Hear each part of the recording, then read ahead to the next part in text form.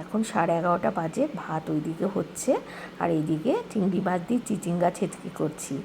আর তারপরে করব মাছের ঝোল, 2 পিস কাতলা মাছ আর 2 পিস আর মাছ রয়েছে, আর একটু মাছের ডিম সব একসাথে ভাজা বসিয়ে দিয়েছি, পেঁয়াজ দিয়ে একটু ঝোল করে নিচ্ছি।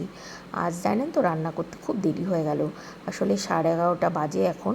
অন্য দিন এই সময় আমার রান্না হয়ে যায়, আজকে আসলে বুদ্ধ পূর্ণিমার পুজো ছিল তো, তাই জন্য আজকে প্রত্যেক পূর্ণিমায় আমি পুজো দিই, আর আজকেও সেরকম যথারীতি আজকে পুজোটা আমি প্রত্যেক পূর্ণিমায় আমি একটু সময় নিয়ে পুজো দিই, তাই আজকে একটু ঠাকুরকে একটু ভোগ যা হোক কিছু করে দিই, এই জন্য আজকে দেরি হয়ে গেল।